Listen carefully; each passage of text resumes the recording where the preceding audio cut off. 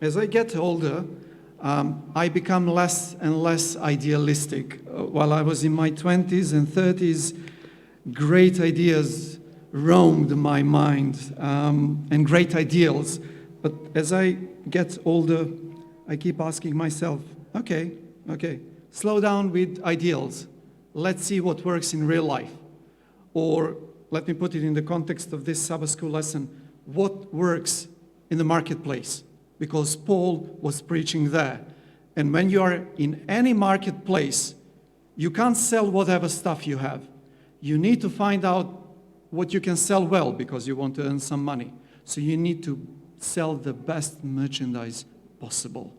So these days, I keep asking myself, what really works in the marketplace? I don't know whether you will agree with me, but what I find that works really well in the marketplace is the book of Daniel. Besides, that's my most favorite book in the Bible, but that's a minor point.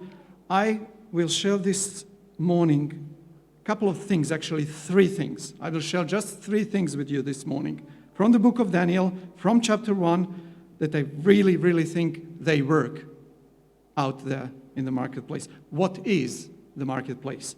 Well, for me, that's real life. I work for a big company. We have 4,000 employees globally. We have 350 people in Maidenhead. I hang out with those people. I spend more time with them than with my wife. I spend there 9 hours a day at least. So for me, it's a foreign world. It's a proper marketplace. This is my real life. This is my real world. This is where I feel confident. This is where I don't need to excuse myself. This is where I sit and sing and worship Lord with people who are likely minded. So this is like my home. But out there, that's what I call marketplace. How do you survive a place like that? I'm not complaining about my colleagues. Far from it. I love them. Really, really nice people. But we are not running on the same path. My path is just a bit different. So this morning, as I said, I want to share with you certain things from the Bible. It's like a suggestion how to do well in the marketplace. Now, the problem with the Bible is this. It's not like a textbook. You don't have everything put in one lesson. So today we will going to work or talk about how to sell this or that. Bible doesn't work like that. You have loads of stories, like a long list of stories. But the question is, what do you do with those stories? How to get lessons out of it? Because Bible, most often, the Bible doesn't tell you, and this is the lesson for today. Please remember how Jesus preached about the kingdom of heaven. So people gather around him, and he starts. The kingdom of heaven is like a seed. You throw it in the ground, you let it sit there, it stays there for a while, and then you have crop coming up, and then you have harvest, and that's what the kingdom of heaven is like. Now, if you are his disciple, you sit next to his feet and you're obliged to say, Amen. You don't get it. So what did he actually teach us? So what the kingdom of heaven is like. Now, here is the thing. Most of the stories in my Bible are exactly like that. So you need to put some effort to unpack those stories. It's not ready-made. It's not plug and go. It doesn't work like that. And I love Bible for being like that because you need to put some mental effort into understanding it. And that means you need to sit down and to spend time with this book. My main complaint about today's culture, let's give it a 30 seconds rant, is that we are called Google generation. So all you need is your phone. I will ask you a question. 30 seconds later, you will give me the answer. But you will have no idea whether that answer is true or wrong. But nevertheless, you will offer me an answer. But how do you know is it actually true? Is it right or wrong? Within 30 seconds, you cannot find it out. You have to rely on the source that provided that information. I'm sorry, folks, real life or the marketplace doesn't work like that. You have to know whether what you're teaching, what you're selling, the way you live, Is it right or wrong? And that takes time and maturity and experience. So that's why when you go to the Bible, that's why I'm so against Sabbath school lessons that last for 20 minutes. What can you do in 20 minutes? And that's why, Michelle, you haven't seen me at Newbold a couple of times, because this past quarter, my Sabbath school class lasts at least 60 minutes. My wife is a witness to that, if not longer. We have to unpack stories about Paul, how he did stuff. Why did he say this or that? Why Luke reported on that event and only mentioned that one? It takes time for that. In that same spirit, I will take some time to unpack Daniel chapter 1 for you. So let me just talk about the context of Daniel chapter 1. It's an ancient history. Not many people know about it. What we know from the Bible is basically this.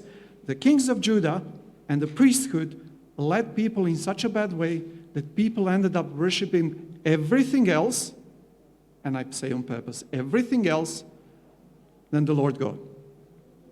And as a response to that, as a matter of discipline, God decided to send his children to a faraway land so they can think about these things and to come back and start things again. Now, Lord didn't do that directly. He used foreign kings. And one of the kings mentioned in the book of Daniel is obviously the king Nebuchadnezzar. Now, this king wasn't particularly positive character in the Bible. And you can find him at the beginning of chapter 1 that he comes to Jerusalem, he surrounds Jerusalem, spends some time there, and finally conquers the city. What we are not told in the book of Daniel, and which we are mentioned in the book, which is mentioned to us in the book of Jeremiah, is that many people got killed in the process. Many women were raped, many children were taken to slavery, many houses were burned down, many cities were burned down to the ground. I had the real privilege that I have as a friend a lady who did her PhD, her doctorate, studying Nebuchadnezzar's chronicles. So she can read Akkadian language, she can read it properly, and she wrote her PhD. So she told me a couple of things about Nebuchadnezzar that are not mentioned in the Bible, but are mentioned in the history. Let me just tell you this. He wasn't a very, very friendly person.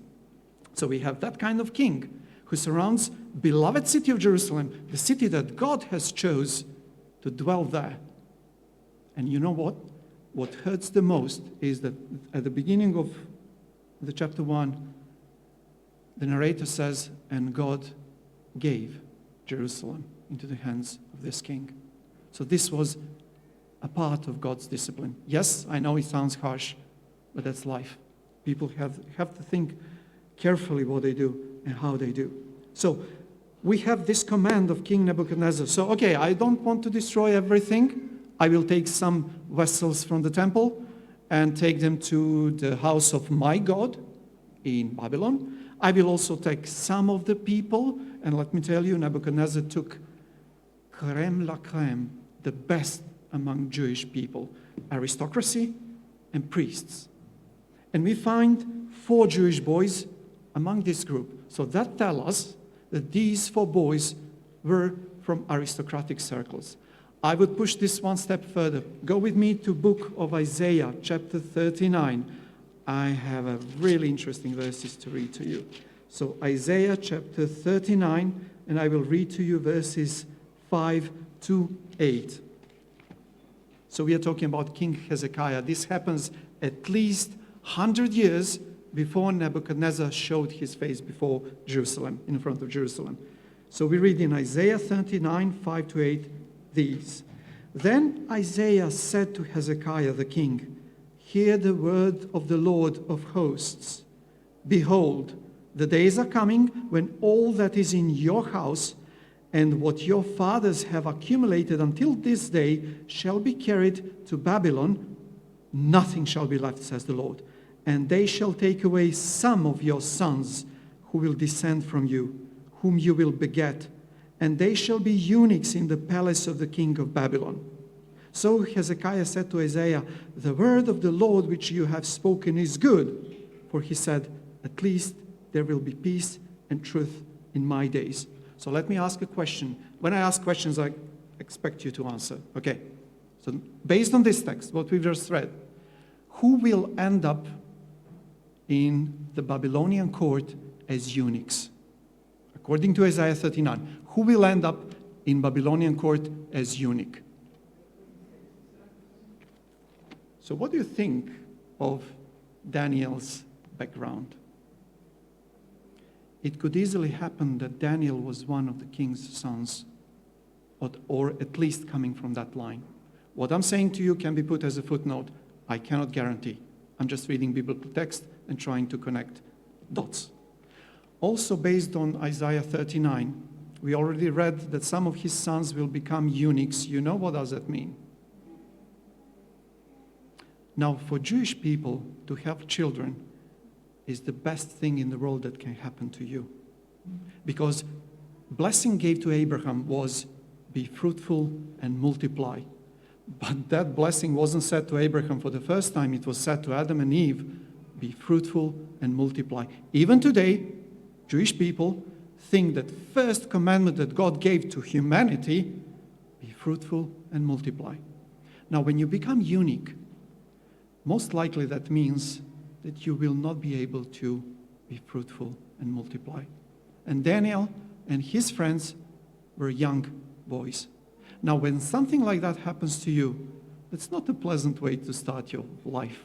So first off, you become a slave.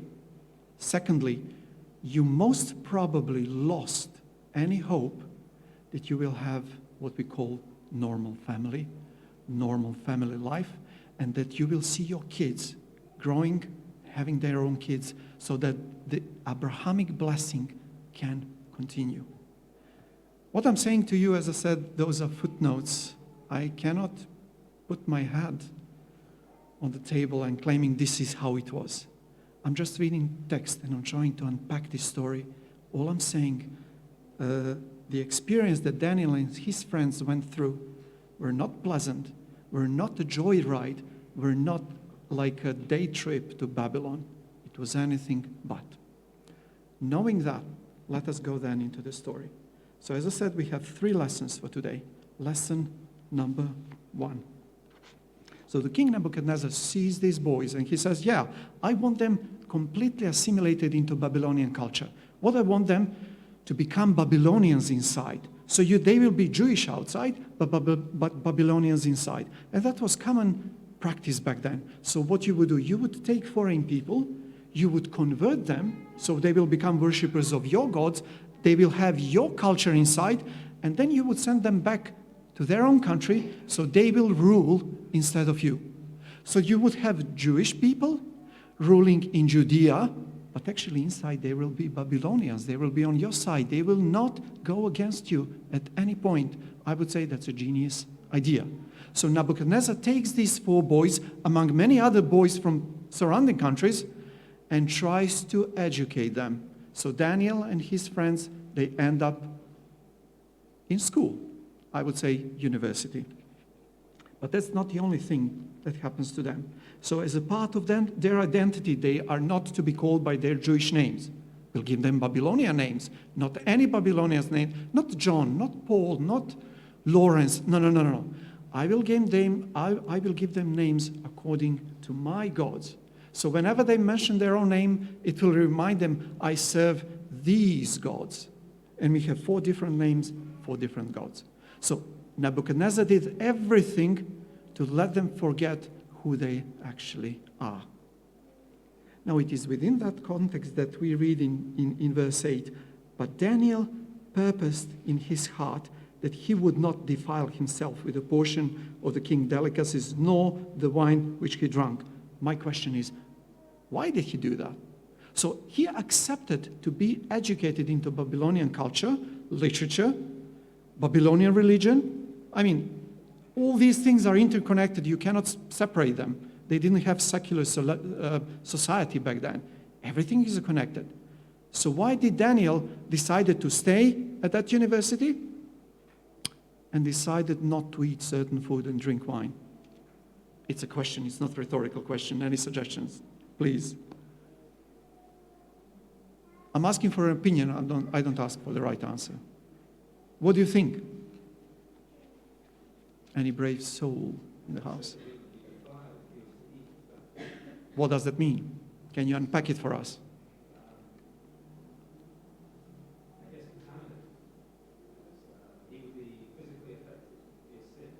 Okay? Okay. Do you think they... Please. Okay. Any other suggestion? Do you think that Nebuchadnezzar ate kosher food? So there were other things on the plate, right? Okay. What about wine? Certainly it wasn't grape juice that you take every 3 months when you have Lord's Supper. Certainly wasn't like that. And I agree with you. And that's most probably, that's 100% true. Certainly those issues were involved. But there is something else, and I want to draw your attention to that. Daniel purposed in his heart not to take any food from king's table. Food was unclean, highly likely. The wine was fermented, almost 100%. But there is something else. You know, I already told you that Nebuchadnezzar wasn't a particularly positive guy. Now let me just add a few more details to that image. When we go to the beginning of the chapter, in verse 2, it says, "And the Lord gave Jehoiakim, king of Judah, into his hand with some of the articles of the house of God, which Nebuchadnezzar carried where? Into Babylon?" Why Shinar? Why not Babylon? We know that he's Babylonian king, so why Shinar or Shinar? Why? Have you heard this name for land Shinar before? Sorry? Excellent. Genesis 11:1. What happened there in the land of Shinar? Why do we have this story in the Bible in Genesis 11? Can you enlighten us, please? What was the purpose of that tower? Yeah, exactly. And Ellen White adds, they didn't want to be drowned by another flood because who knows, maybe God will change his mind. So we will make sure that we have our own access to security and safety.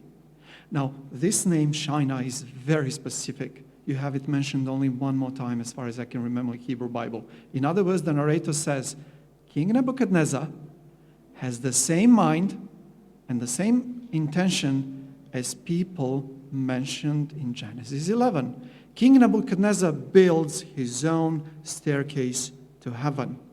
So when you have a king like that, he acts like God.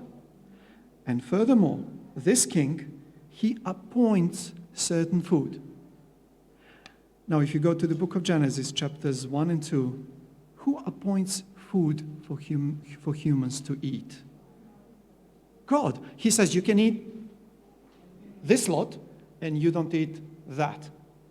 So when you have repetition, when you have echo of things like that in the book of Daniel, that says to you that Nebuchadnezzar plays the role of God. One more thing I want to mention. To me it's interesting, and those of us who studied master's degree and further, we like it. At this point, I'll just mention, at this point, original text uses verb that is later mentioned of God only. So in my Bible it says, and the king appointed. That's verse 5. Excellent. When you go to the book of Jonah, you will find that God appointed the big fish to eat Jonah. Then God appointed that plant to grow, to give shade to the prophet. But Jonah wasn't particularly happy for Nineveh not being burned down. So God appoints worm to eat that plant. So you will see that it is God who has the only authority to appoint certain things. And the lesson number 1 is this: God is sovereign. What's the lesson for the marketplace? Daniel decided to stay at the university. He could say no. He will most probably lose his head. But then decided to say no for food and drink. And he could also lose his head because of this. How do we know? Well, the text says to us, because when he approaches this master of eunuchs, he says to him, "Are you crazy? Do you want me to lose my life because of what? A bit of pork?" Seriously. So things were serious. And that tells us that we need to invest time and intelligent effort to decide what in the marketplace goes against the supremacy of my God. Do you understand what I'm saying? I know my English is not. This is my point. You have to invest time and effort to see what in your local culture is acceptable. If it is acceptable, embrace it. Be part of it. We have to be part of this world. I love when Jesus says, be ye salt to this world. That means you cannot set in some sack in the corner. That doesn't bring the flavor. You have to mix with people. Okay? That's one point. How do you do that? That's why you have to invest intelligent effort and to say, this, I do not make compromises on this because this goes against sovereignty of my Lord. I'm not crossing this line. On other sides, on other things, you will say, yes, I'm crossing this line because my Lord will bless it. I love Paul because Paul was genius. He clearly understood these things are local and Jewish. We can drop them. They don't work in the real world. That was for a time. But these things, I'm not making a single compromise on them. And you will see when Paul preaches in Athens, he preaches completely different sermon from the sermon that he preaches in Jerusalem. In Jerusalem, he preaches about God of Abraham. In Athens, he preaches, I saw a statue to the unknown God. About that God I'm saying to you, about God who created the heaven and earth, because that was Greek context. So you see how Paul accommodates his life to the people where he lived. Lesson number one, my God is a sovereign Lord. He's a jealous God. He doesn't accept any other competition, any competition at all. And I would have to invest effort to walk with him in a coherent way. That was lesson number one. Lesson number two, what really works in the marketplace. You won't believe it's very simple. Politeness. Daniel and his friends belonged to Jewish nation. Now, as a Jew, you would hear about God, Elohim, Yahweh, however you will going to call him. You heard what he did in the past. You heard about passing through the Red Sea. You heard how he delivered the Israelites on so many occasions. Now, when you go to Babylon as a slave, and you see people kneeling before wooden statues made of gold and silver, but because those statues are mentioned in Daniel chapter 5, you must laugh and say, oh, you stupid people, don't you know that's just stone and silver and gold? Yes, precious metal, but that's not God. You have some sort of, how would you call it, feeling of supremacy. I'm better than you. I have the truth. I'm from the chosen nation. You will not see a hint of that in Daniel because he approaches, if you read the text, he approaches and very politely pleads with the headmaster saying, please, can you give us different kind of food? And let me tell you, politeness will get you going a long way. I just want to share a couple of texts with you from the Bible as well, of course. Let's go to the book of Proverbs, just 3 verses. First verse I would like to read you on the importance of words and your attitude. We found in the book of Proverbs, chapter 15. Actually, I will ask some of you to get involved. Do I have any volunteer to read for us Proverbs 15, verse 4? Proverbs 15, verse 4.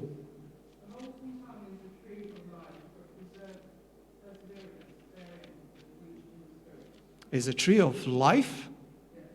What was the purpose of tree of life? To bring immortality. It means that your attitude, your language, the way you use your word can bring life. And there are other verses which says your words can break the spirit. Okay, let's move on. Let's go to Proverbs chapter 3.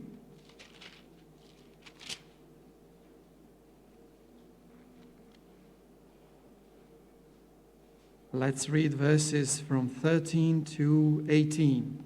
Any volunteer? So, Proverbs.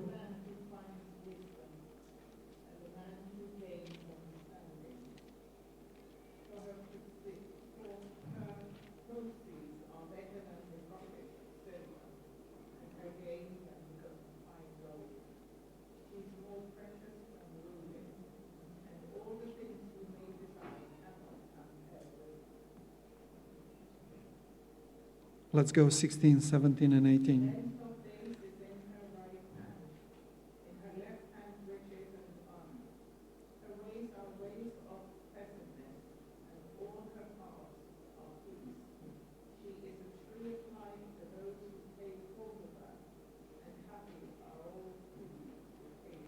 Excellent. That means that the Bible says the words you speak, that's like fruit from the tree of life. And then mentions wisdom, which is exactly like the tree of life. If you want to be wise, make sure that you keep the gates of your mouth, because your words can bring life or break spirit. When I go back to Daniel, I can see politeness, humbleness. And I want to mention one other thing.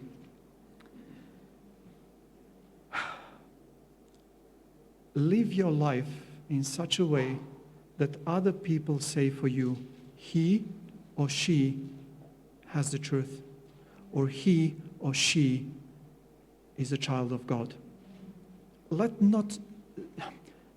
You do not say that for yourself. Let other people say that for yourself. Because everyone can pretend for a while. But to live your life among people, to live your life in your family, and that people still say that for you, God must touch your heart. So make sure that politeness and pleasant words, words that bring life, is actually the words that you use. That was lesson number 2. So we have God is sovereign, politeness, and let's go to the lesson number 3 for today, and the last lesson. And I call that judgment. Let us read the text in the book of Daniel. So I will read from verse 11 onwards. So Daniel said to the steward whom the chief of eunuchs had set over Daniel, Hananiah, Mishael, and Azariah, please test your servants for 10 days and let them give us vegetables to eat and water to drink. Then let our appearances be examined before you, and the appearances of the young men who eat the portion of the king's delicacies. And as you see fit, so deal with your servants. So he consented with them in this matter and tested them 10 days. At the end of 10 days, their features appeared better and fatter in flesh than all the young men who ate the portion of the king's delicacies. Thus, the steward took away their portion of delicacies and the wine that they were to drink and gave them vegetables. Here you have an image of judgment. 10 days, that's the minimum time you can spend in judgment. If you remember, some of you, Hebrew holidays, you have the holidays of trumpet and the judgment day coming immediately. After that, the difference between the day of trumpet and the day of judgment is 10 days.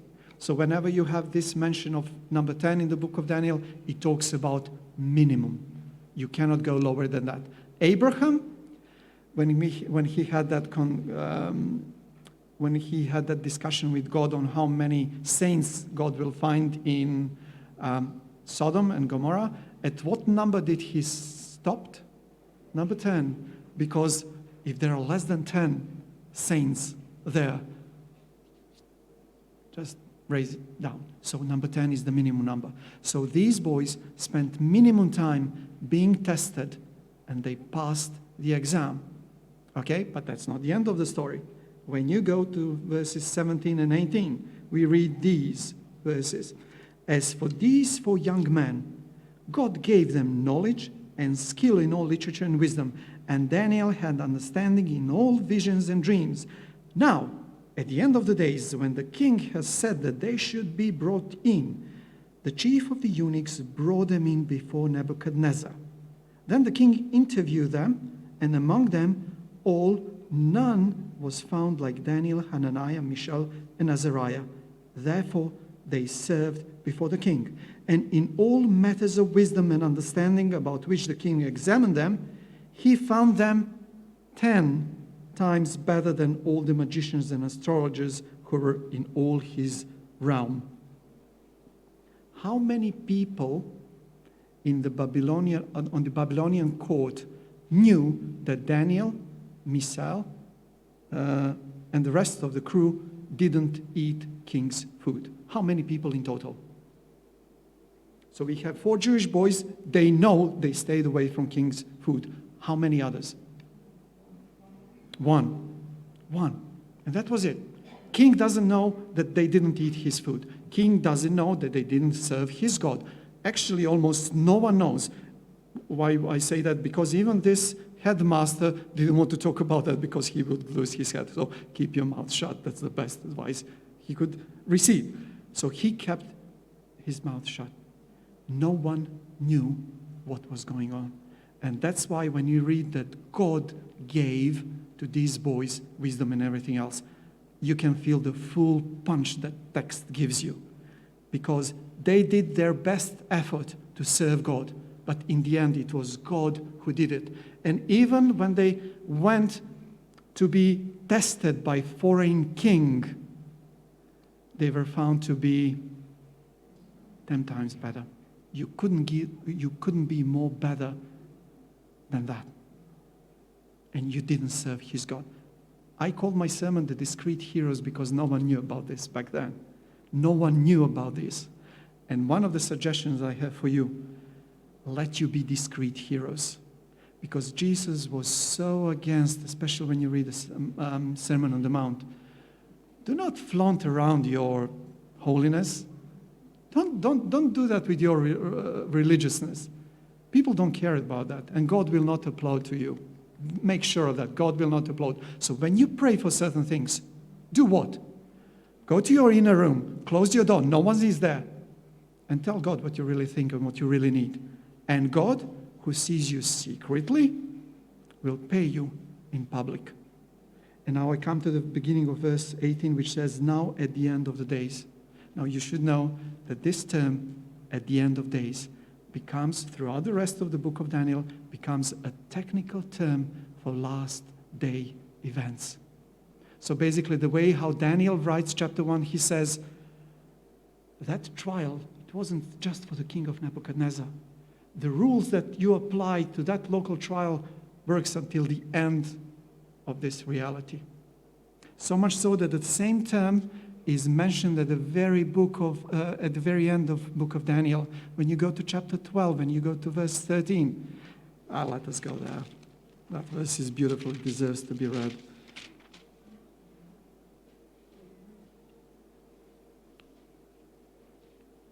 So look at this.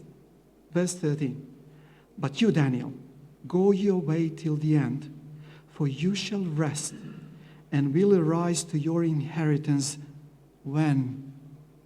At the end of days.